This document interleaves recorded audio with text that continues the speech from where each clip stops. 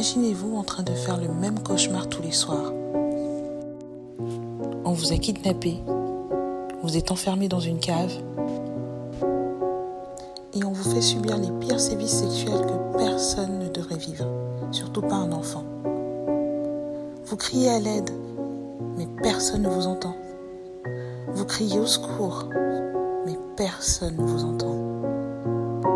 Quelquefois, il y a des visiteurs dans la maison. On vous voit, mais personne ne vous entend. Vous décidez de crier encore à l'aide, mais personne ne vous écoute. Vous êtes seul et vous réalisez que personne d'autre que vous ne vous sortira de là. Vous mourrez en vous alors de désespoir.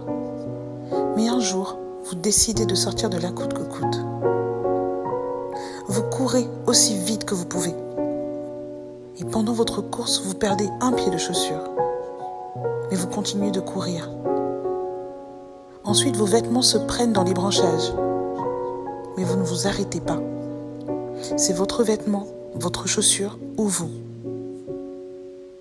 Vous laissez tout et vous partez, quitte à arriver toute nue devant la foule.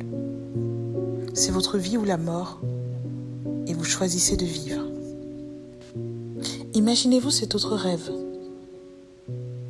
Vous arrivez à vous échapper de je ne sais quel endroit et vous réalisez que vous êtes sur une île déserte.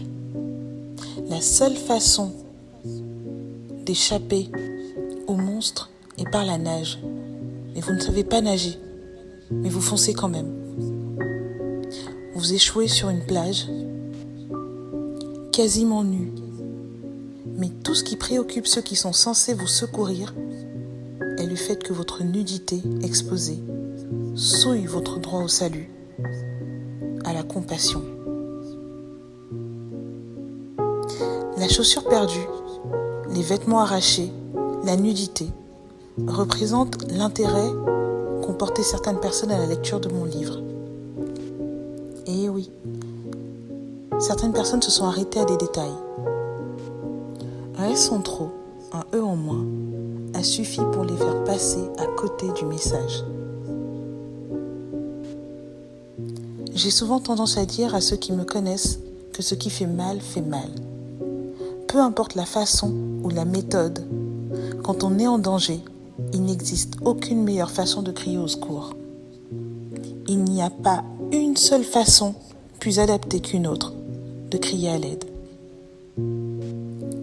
Ça va faire bientôt 1 an que je me suis offert ma liberté en écrivant mon livre, en partageant mon récit, afin de donner la voix à d'autres personnes qui auraient vécu le même traumatisme que moi. Et vous savez, mon histoire ne concerne pas que moi. Oui, je suis l'actrice principale, mais mon histoire est l'histoire de n'importe quelle petite fille, n'importe quel petit garçon. Mon histoire concerne autant d'hommes que de femmes qu'on ne puisse imaginer. En rendant publique mon histoire, ma satisfaction personnelle est le fait d'avoir parlé pour nous. Surtout pour ceux-là qui ne parleront probablement jamais et pour qui le récit compte tout autant. Je souhaiterais adresser un message particulier à ceux qui se reconnaîtront dans ma peau. La lecture peut s'avérer difficile, mais je tiens vraiment à vous encourager à aller jusqu'au bout. Car à la fin du film, il y a la guérison. Quand les émotions seront trop grandes, imaginez-moi juste à côté de vous, vous tenant la main en vous disant « Nous traverserons cela ensemble, car une magnifique vie de super-héros nous attend. » Alors, prends courage, lève-toi, car nous avons un meilleur demain à construire, sans la peur.